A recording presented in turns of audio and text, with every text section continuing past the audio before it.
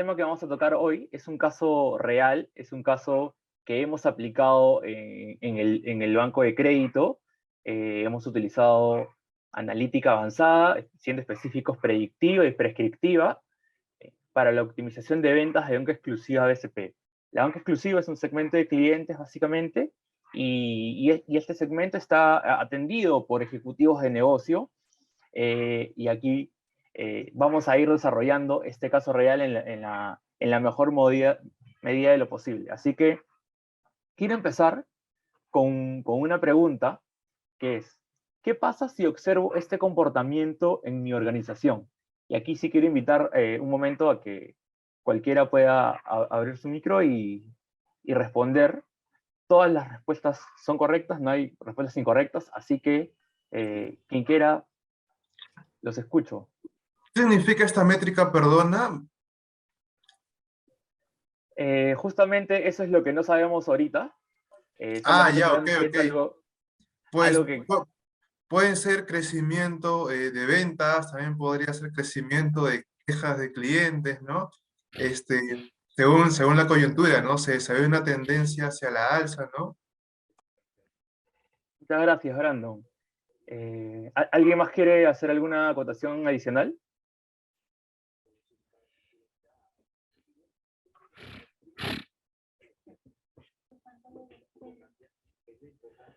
¿De repente, Luis?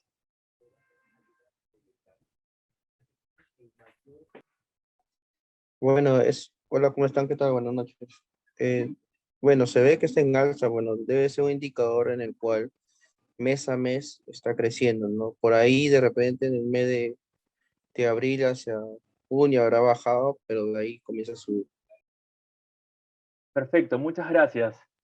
Efectivamente, como acaban de mencionar, es un indicador que está a la alza, y esto podría ser bueno si, como por ahí mencionaron, es, no sé, por ejemplo, incremento de ventas o incremento en rentabilidad, este, pero pongámoslo en otra situación. ¿Qué pasa si esto es de repente el nivel de pérdidas de la empresa o puede ser, no sé, el nivel de estrés de los colaboradores? Entonces, esto puede ser difícil de responder, pero lo vamos a ir respondiendo eh, en la presentación. Así que nada, primero quiero darles un poco de contexto. La agenda que vamos a ver hoy día es el contexto y el planteamiento de este caso en particular. Y luego vamos a ver cómo se ha desarrollado viendo analítica predictiva y prescriptiva. Veamos el contexto y el planteamiento primero. Eh, la banca exclusiva digital del BCP tiene una organización, y quiero contarles esto primero como contexto, ¿no?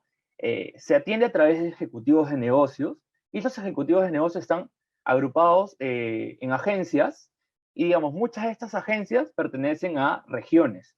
Es así que tenemos una cantidad distinta de regiones, y las regiones agrupan agencias y las agencias agrupan ejecutivos de negocios, ¿sí?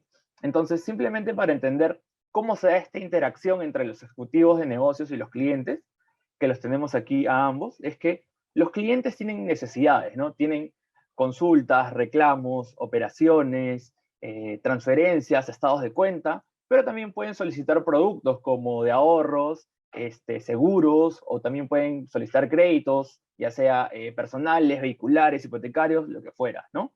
Y es así que esas necesidades ellos buscan atenderlas llamando a ese ejecutivo de negocio para que se lo pueda solucionar, ¿no? Entonces a esto le llamamos una llamada entrante, o se conoce como inbound, ¿sí? Mientras que por otro lado, un ejecutivo de negocios tiene objetivos, ¿no? Que son de satisfacción, satisfacer a su cliente con sus consultas, la productividad, la contactabilidad y entre otros.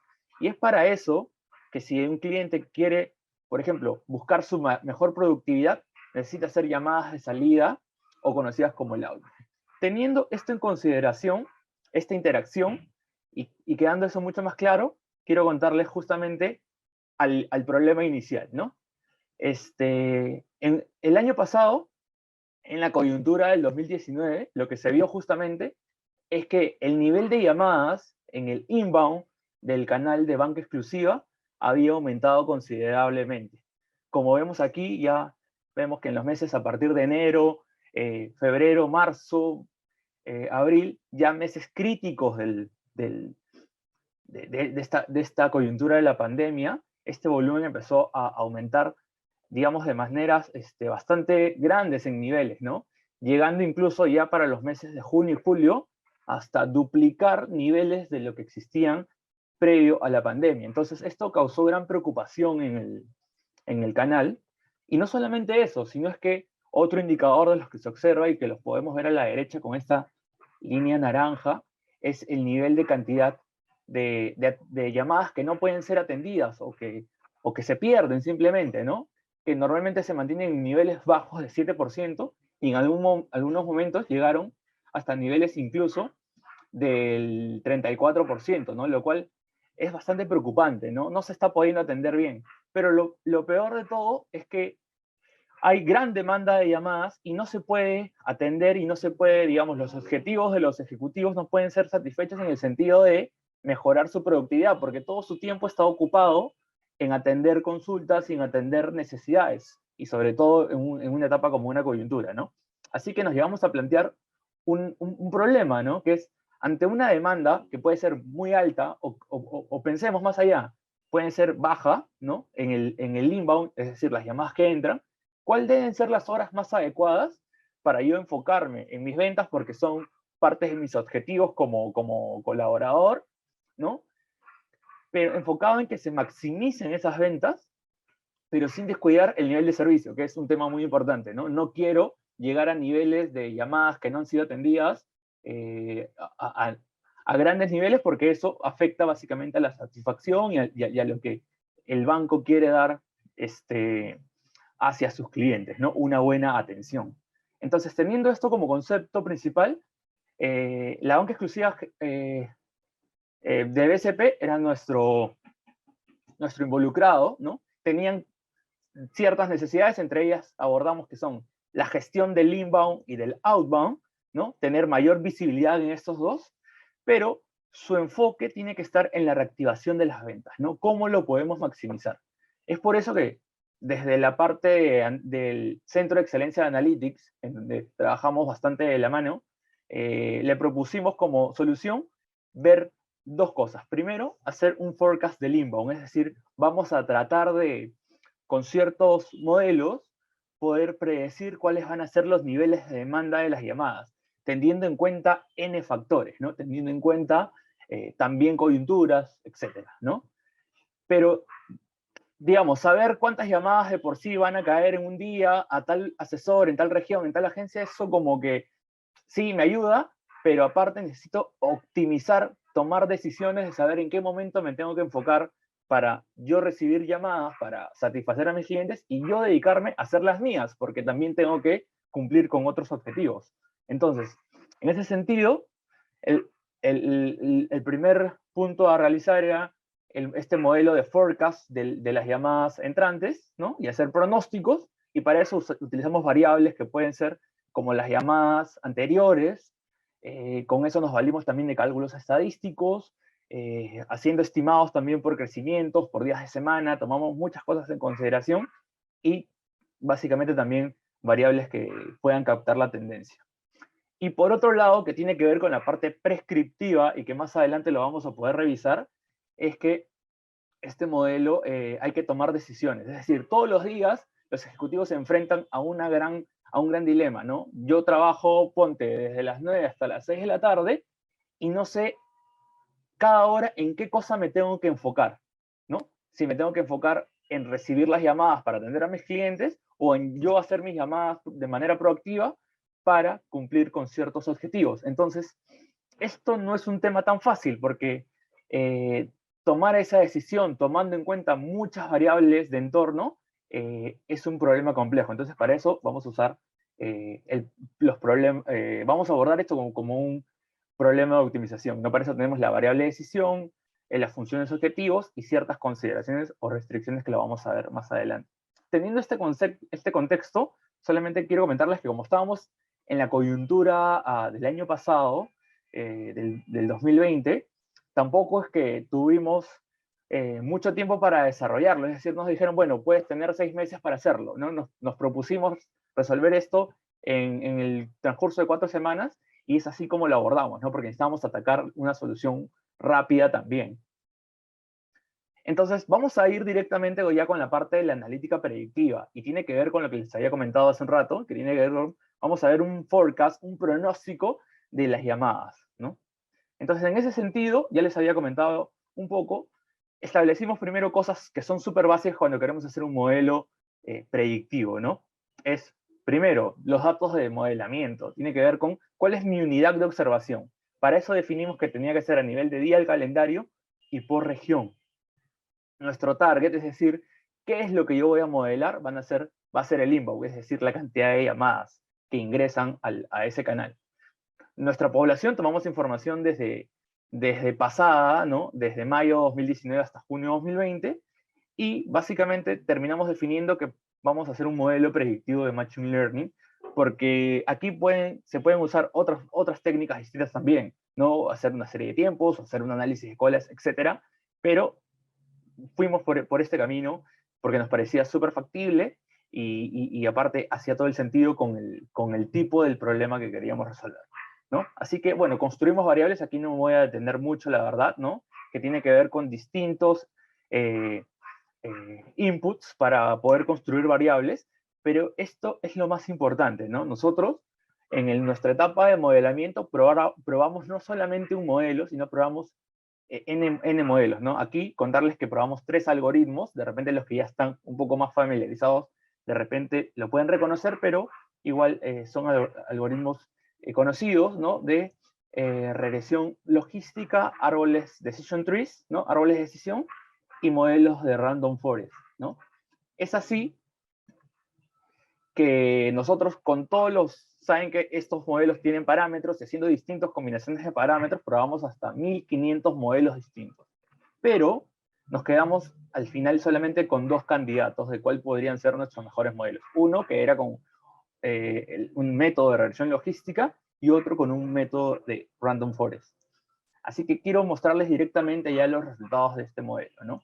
Aquí podemos ver el evolutivo real día a día desde mayo de 2019 hasta junio de 2020, la cantidad de llamadas que podían haber en las regiones. Nuestro modelo es esta línea naranja que se traslapa con la línea real. ¿Esto qué significa, no? Que se traslape, que básicamente nuestro modelo está teniendo buenas predicciones, ¿no?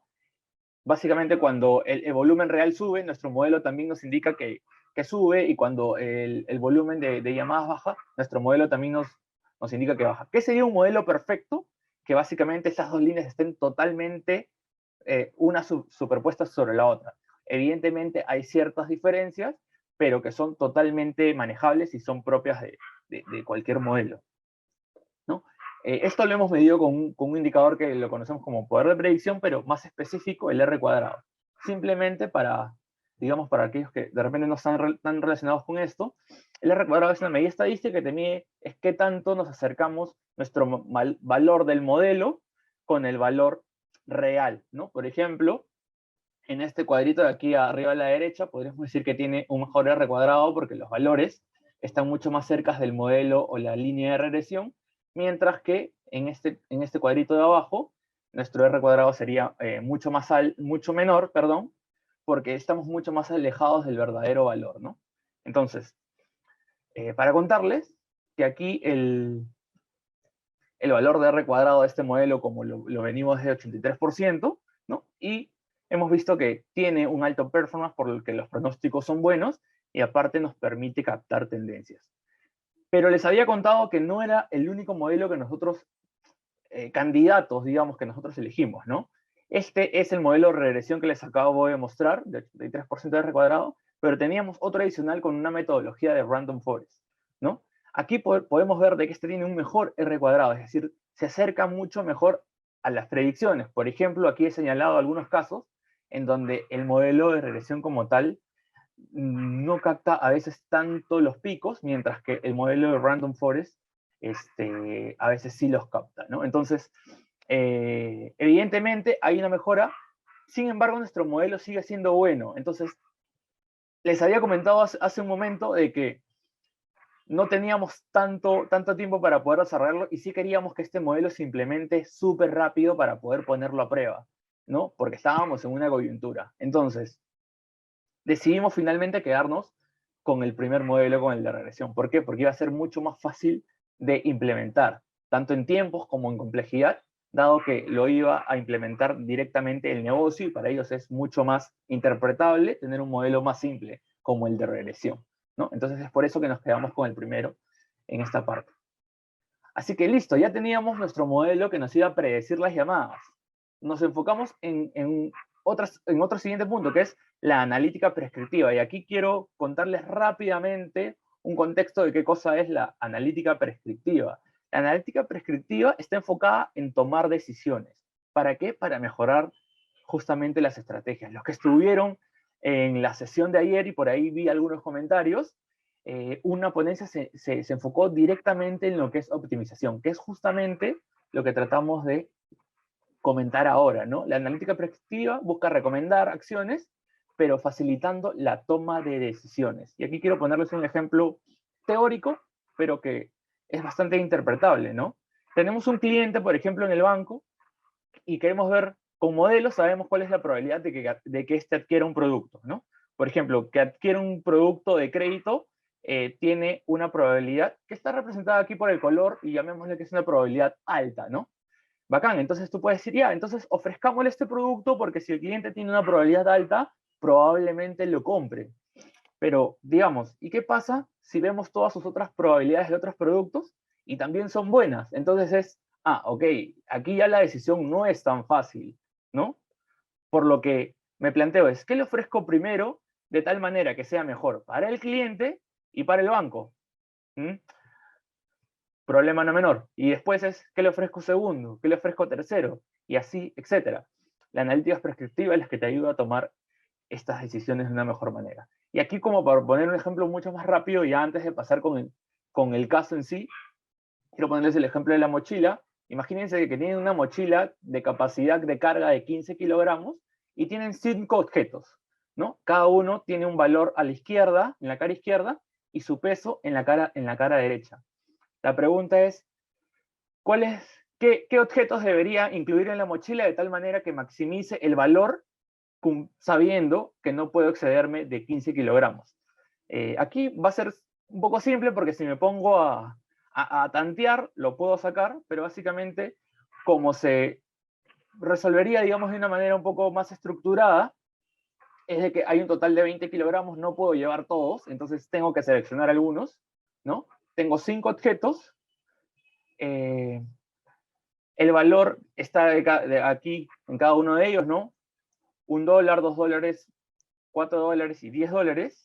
Tengo sus diferentes pesos y tengo que tomar una decisión, ¿no? ¿Cuántas decisiones? 5 decisiones, ¿no? Porque voy a decidir si el primer objeto lo tengo o no que incluir y así para cada uno de los objetos. Finalmente, simplemente para cerrar la idea, hay una formulación matemática que nos permite hacer eso, que son las formulaciones en optimización, y que finalmente, si nosotros aplicamos el modelo, tendríamos que terminar seleccionando 1, 2, 3 y 5, que con 8 kilogramos nos permite llevar $15, ¿no? Cualquier otra combinación no va a superar ese monto. Así que de esto se trata la analítica prescriptiva, y ahora ya voy directamente a lo que fue el caso. Conociendo el expertise y la forma de trabajo de cada uno de los ejecutivos de negocio, queríamos tener a nivel de cada ejecutivo por día, por hora, por todos sus días de trabajo para una semana, por ejemplo, saber la variable de decisión esa hora se tiene que enfocar en outbound o en inbound. ¿Qué es mejor? ¿No? Entonces, tenemos que decidir para un ejecutivo X, ¿no? ¿Qué decisiones debería tomar? ¿No? Entonces, ahora esto llévenlo a algo mucho más grande, ¿no? Tengo una cantidad grande de ejecutivos por 6 días a la semana, por 8 horas de trabajo, etc. Entonces, son un montón de decisiones que hay que tomar y que, digamos, no es tan simple, ¿no? Entonces, es un big number de variables de decisiones, ¿no? Pero ¿qué vamos a tomar en cuenta? ¿Qué vamos a maximizar? la productividad o las ventas, ¿no? Ese es nuestra función objetivo. Quiero optimizar las ventas. Y aquí, por ejemplo, estoy representando de que cada ejecutivo tiene un nivel de ventas distinto en cada hora, en cada día, y que esto podría variar en el tiempo también. Entonces, no es algo fijo, ¿no? Pero hay que cumplir ciertas restricciones, ¿no? Yo quiero que el porcentaje de llamadas que se pierden, que no logro contestar, que se conoce como llamadas abandonadas, esté controlado, ¿no? Entonces, para eso yo necesito saber, primero tengo que saber cuáles son las horas de mayor demanda, y para eso he aplicado mi modelo aquí, para poder tener esa predicción, y además tener cuál es la probabilidad de abandono de cada uno de ellos en las distintas horas. Con estos inputs, yo puedo construir mi modelo de optimización y tomo las decisiones. Y aquí quiero mostrarles algunos resultados. Valiéndonos de optimización, haciendo analítica prescriptiva, yo tengo, por ejemplo, esta es la cantidad de puntaje real que obtuvieron en suma los ejecutivos en estas distintas semanas, ¿no?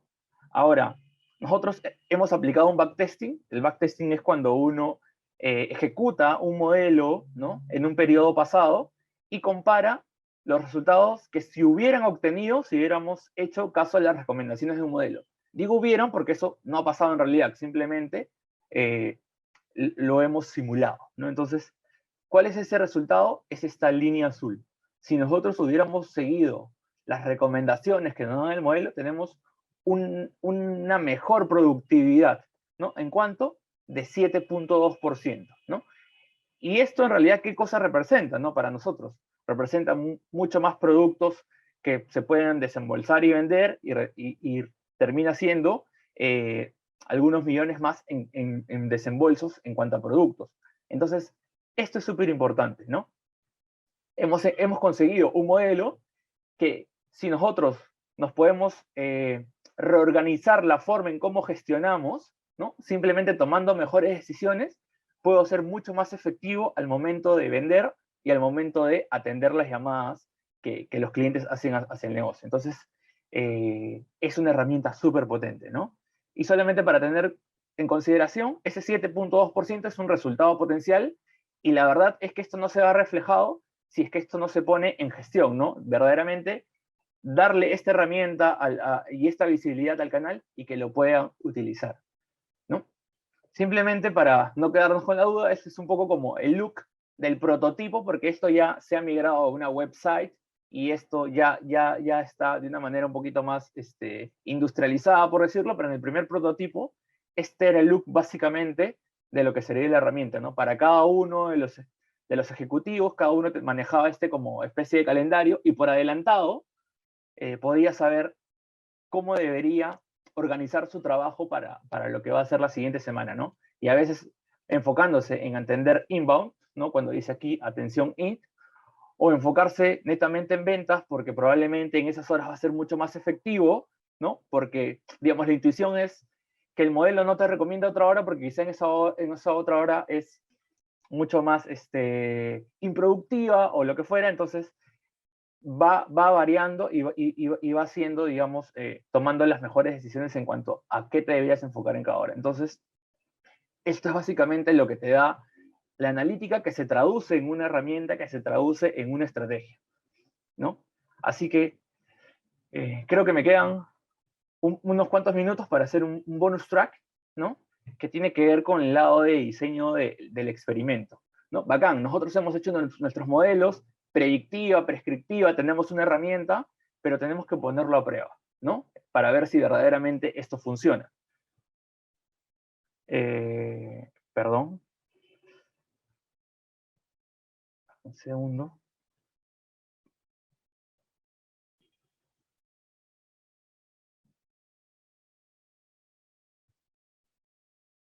Perfecto. Entonces, lo que hemos utilizado para esto, hemos utilizado una metodología de A/B testing, que es básicamente de nuestra población total.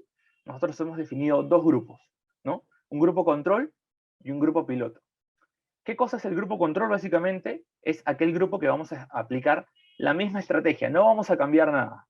¿no? Y nuestro grupo piloto es donde vamos a aplicar la gestión, pero usando la nueva estrategia, usando la herramienta. Finalmente, al cabo de un tiempo, nosotros medimos resultados y podemos ver verdaderamente cuál es el impacto.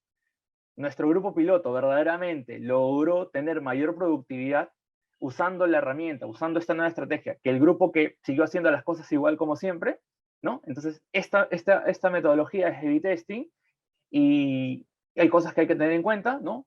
Las muestras, tanto piloto como control, tienen que ser comparables, ¿no? Hay que establecer variables de control, hay que ver cuáles son los tamaños de muestra mínimo que nos permiten asegurar que las mediciones sean correctas, ¿no? Establecer indicadores de éxito. Por ejemplo, en este caso nos establecimos que el indicador de éxito era quién tenía mayor productividad en ventas. No sé, en algún otro caso nos podemos decir, bueno, quién tiene mejor satisfacción, quién logra atender más llamadas. Depende del caso, uno tiene que establecer desde el inicio cuál es su indicador de éxito. En nuestro caso, productividad en ventas, ¿no? Finalmente, hacer medición de los resultados y con eso ver dos cosas. O haces ajustes porque lo requiere o simplemente decides desplegar porque esto ya has demostrado que ha funcionado y lo extiendes hacia ya no un piloto, sino como una estrategia general que deberían adoptarlo todos, ¿no? Esa es la parte del bonus track de lo que tiene que ver con diseño de experimentos. Solamente para contarles, esto fue lo que hicimos, pusimos a prueba con un piloto y efectivamente los resultados fueron bastante favorables.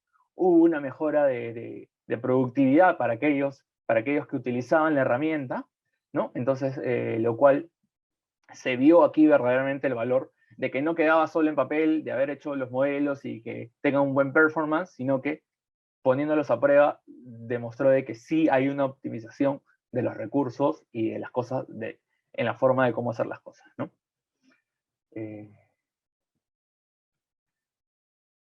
Así que nada, eso es todo.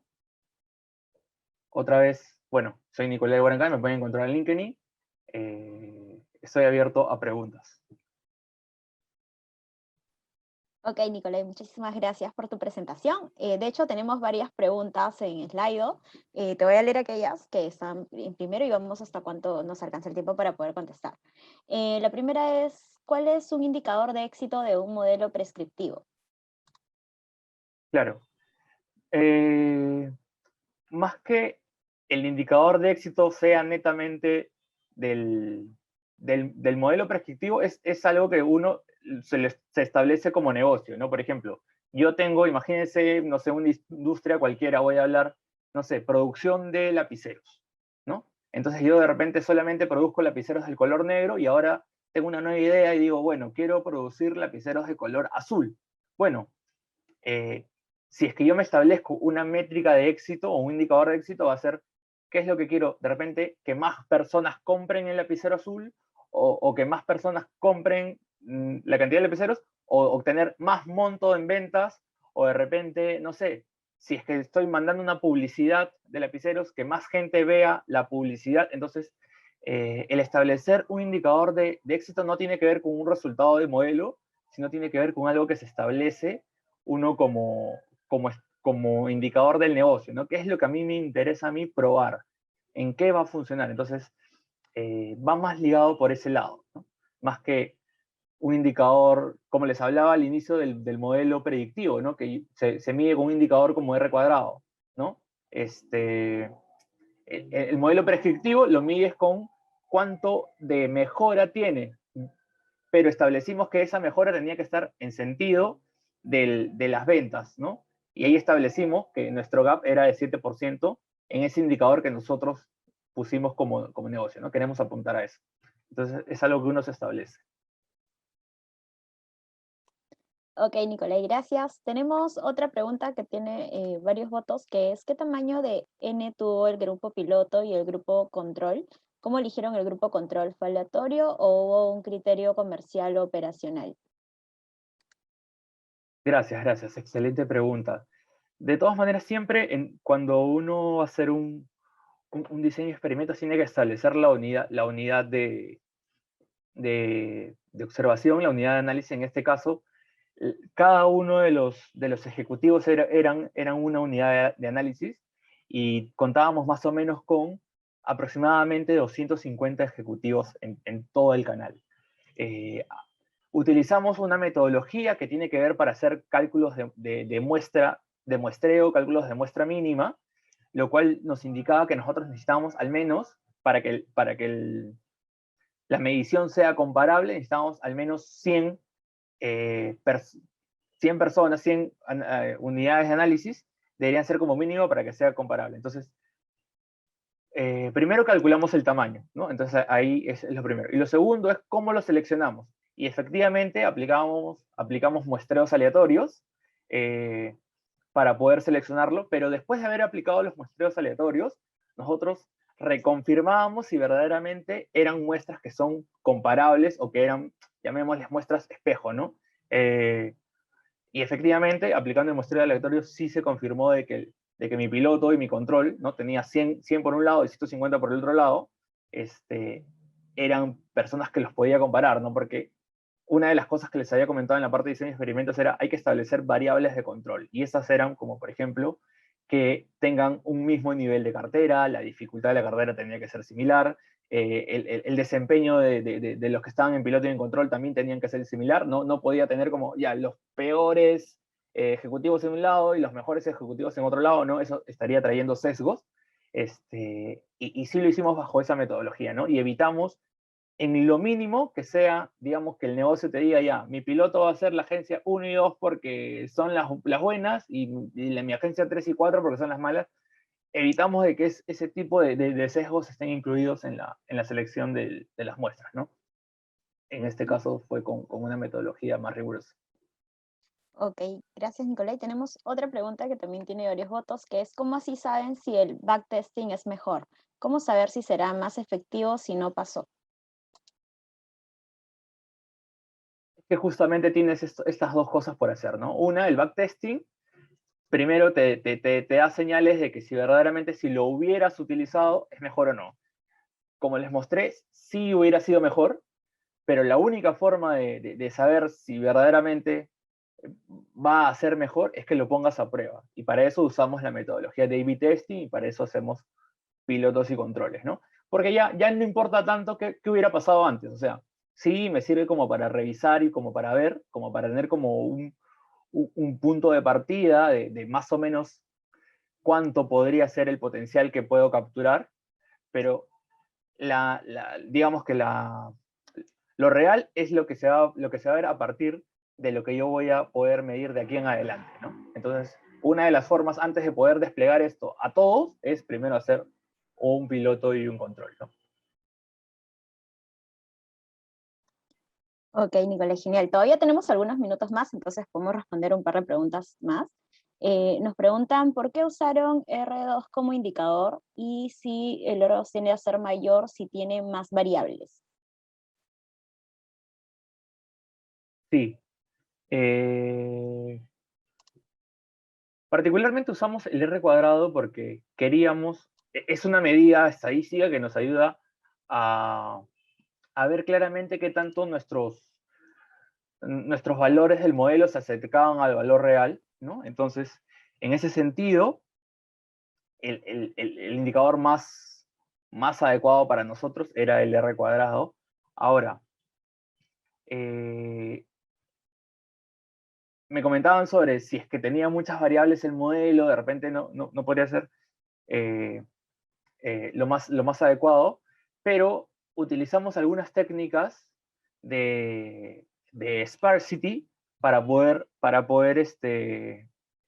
quitarle un poco peso a las variables y también poder reducir la cantidad de variables, ¿no? Entonces, sí fuimos bastante cuidadosos digamos, en la forma como utilizamos las variables, y que no estén correlacionadas y muchas otras cosas, ¿no? Entonces, fuimos, a pesar de que tuvimos muy poco tiempo, sí fuimos muy cuidadosos en todos esos ajustes que hay que tener con un modelo, en este caso, y usamos el R cuadrado porque estábamos directamente enfocados a que queremos tratar de darle en el número exacto, ¿no? Más que en si suben y bajan esos ordenamientos, queríamos poder predecir el valor exacto. Ok, Nicolás, genial. Tenemos una última pregunta que es ¿cómo transmitieron la lógica de los resultados del modelo optimización a las áreas usuarias? ¿Hubieron feedbacks que les permitieron mejorar la solución? Sí, correcto, correcto. Mira, del lado de la parte del modelo, no había como mucho challenge, porque, digamos, era un poco intuitivo, ¿no? Tratar de ver de que las recomendaciones estaban basadas no en un montón de variables, sino en solamente tres, que tenía que ver con cuáles eran sus patrones de ventas, ¿no? Cuáles era su volumen de demanda y cuáles eran sus patrones de satisfacción de llamadas, o en este caso de porcentajes de abandono. Entonces, estaba enfocado en solamente esas tres.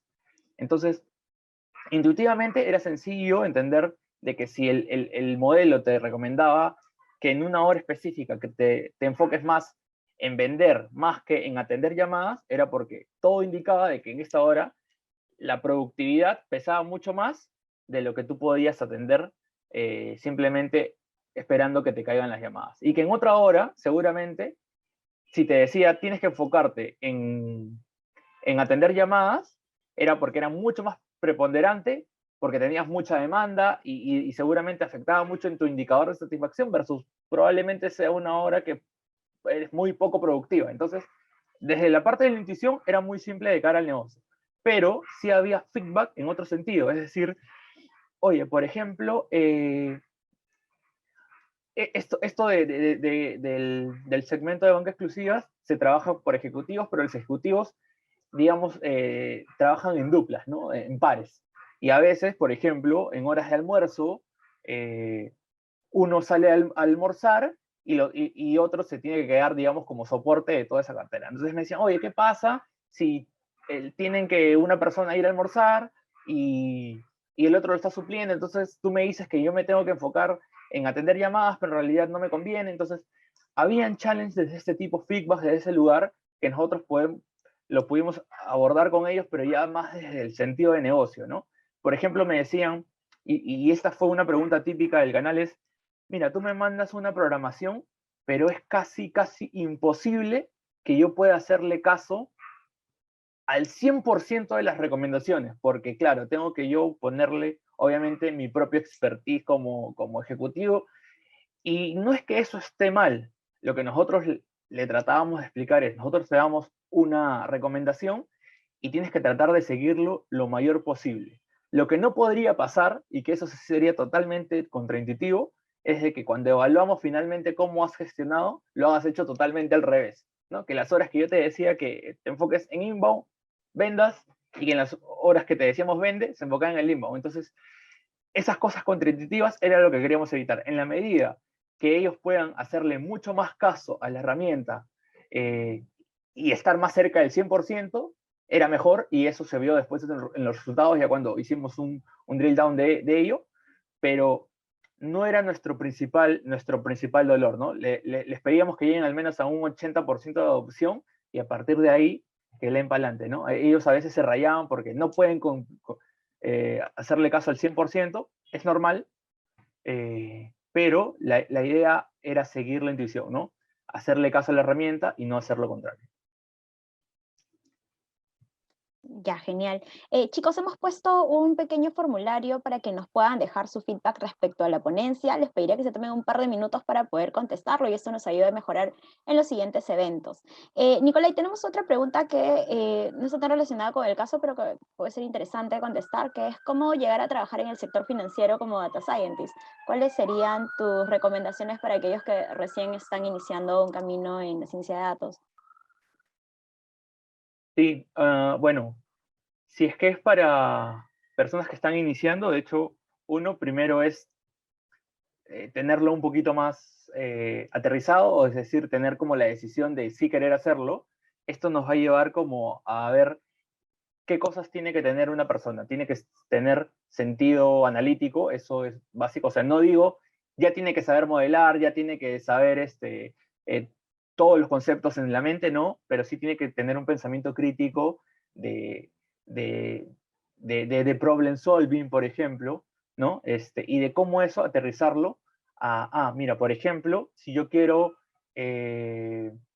reducir, no sé, tiempos de traslados para ejecutivos, ¿no? O para personas que van a visitar a las casas para hacer, no sé, llamémosle cobranzas, o por ejemplo, para hacer ventas, ¿no? Entonces, sin necesidad de ya hacer el modelo, es pensar en la parte analítica, ¿no? En la parte intuitiva de cómo eso se podría abordar, ¿no? Eso por un lado, ¿no? Por otro lado, sí tiene que haber como bastante... esto parece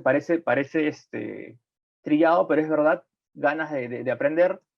Hoy, por ejemplo, hoy en día, tenemos practicantes que no solamente han estudiado, por ejemplo, estadística, también han estudiado sistemas, también han estudiado computer science, también son industriales. Entonces, creo que lo que ha confluido en todos ellos, que son bastante analíticos, que sí tienen conocimientos de programación, eso es importante, ¿no? No ser ya los más expertos, pero sí tener una base, y tener toda esta predisposición de entrar a este mundo, ¿no? Que es súper chévere. Y hoy en día el banco da programas trainees para poder empezar, digamos, con esta carrera, ¿no? Entonces, hay caminos.